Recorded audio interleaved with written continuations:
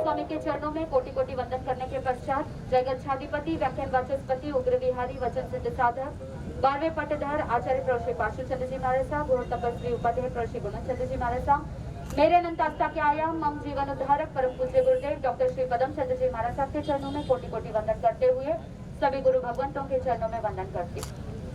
आज आप सबको पता है वर्ल्ड वेजिटेरियन डे है, तो बहुत सारे लोग जो वेजिटेरियंस हैं वेजिटेरियनिज्म को प्रमोट करने के लिए आप सब यहाँ पर एकत्रित हुए हैं। आप सब ने अब तक बहुत सारी बातें सुनी हैं।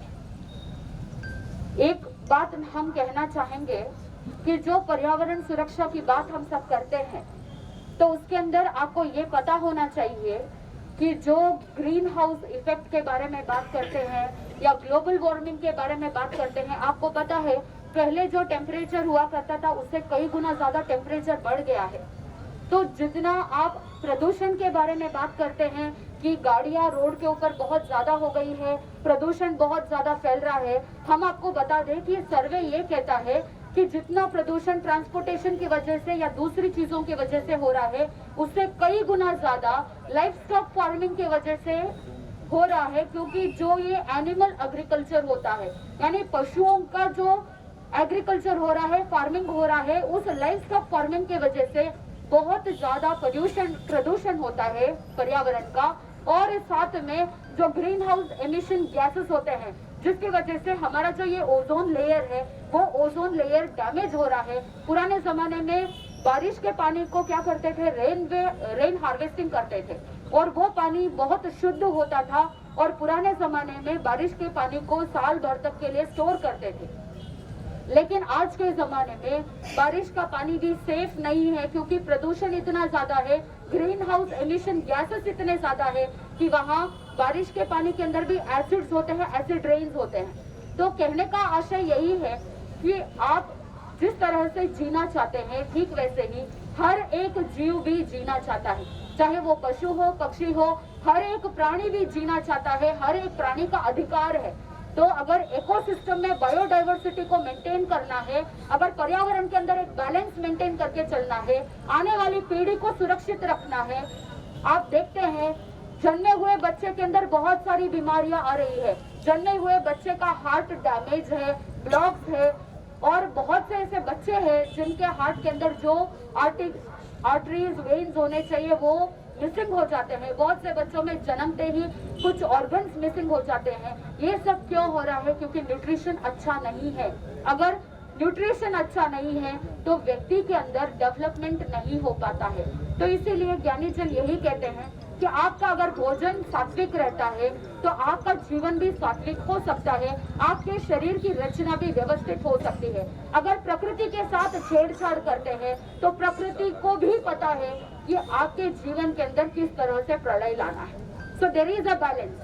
प्रकृति अपने आप बैलेंस मेंटेन करती है। आपको पता है 2.5 साल से जो कोरोना का दौर चला था तो कहां से शुरू हुआ? मांसाहार से शुरू हुआ। पहले जितनी भी महामारियां हुई, जितनी भी बड़ी बड़ी बीमारियां हुई, वो सब भी अगर शुरुआत को देखते हैं, बिगिनिंग देखते हैं तो वो सब मांसाहार से ही प्रारंभ हुई। इसीलिए हम आपसे आज वर्ल्ड वेजिटेरियन डे के दिन ये कहना चाहते हैं कि ये सिर्फ एक दिन के लिए नहीं, वर्ल्ड वेजिटेरियन डे की जरूरत क्यों पड़ी? पहले तो पुराने जमाने में ऐसा कोई vegetarian day, world yoga day और भी बहुत सारी जो डेज आप सेलिब्रेट करते हैं इसकी जरूरत नहीं थी क्योंकि वो हमारे जीवन शैली के अंदर ही इम्बाइब्ड था। लेकिन आज अवेयरनेस की जरूरत है, जागरूकता की जरूरत है, इसीलिए एक एक दिन स्पेशल इंटेंशन के साथ मनाया जाता है।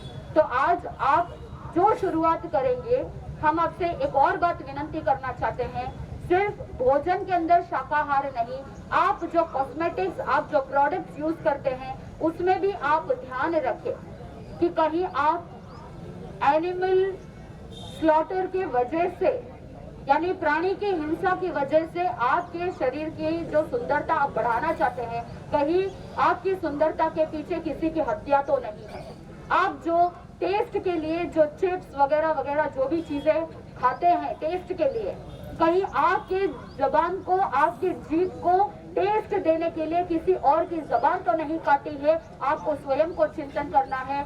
आप बुद्धिजीवी जीव है, तो आप सब अपनी खुशहाली के लिए दूसरे जीवों को तकलीफ ना पहुंचाए। हम पूरे वर्ल्ड से यही अपील भी करना चाहते हैं और कहना भी चाहते हैं कि जिस तरह से आप अच्छे से जीना चाहते हैं, आपकी नेक्स्ट जनरेशन को भी वैसा सुख समृद्धि देने के लिए, अच्छा पर्यावरण देने के लिए आप प्रयास करें। क्योंकि अगर आपने सारे रिसोर्सेस खत्म कर दिए तो आने वाली पीढ़ी को कोई रिसोर्सेस मिलने वाले नहीं है। तो एक बैलेंस मेंटेन करने के लिए आप स्वयं भी शाकाहार रहे, और शाकाहार के साथ साथ दूसरे जो भी प्रोडक्ट्स आप यूज करते हैं उसमें भी आप ध्यान रखें कि ऑल्टरनेटिव्स बहुत है। वेजिटेरियन प्रोडक्ट्स का उपयोग अगर करना पड़ता है तो आप कीजिए, लेकिन नॉन वेजिटेरियन प्रोडक्ट्स जो कॉस्मेटिक्स है या भोजन है, हर किसी में भी आप विवेक रखें तो आपका जीवन भी अच्छा होगा, देश प्रगति करेगा और साथ में इस पृथ्वी पर हम व्यवस्थित रूप से जी सकते हैं, अपने जीवन को सुगम तरीके से आगे बढ़ा सकते हैं। इसी मंगल भावना के साथ मैं अपने शब्दों को विराम देती हूँ।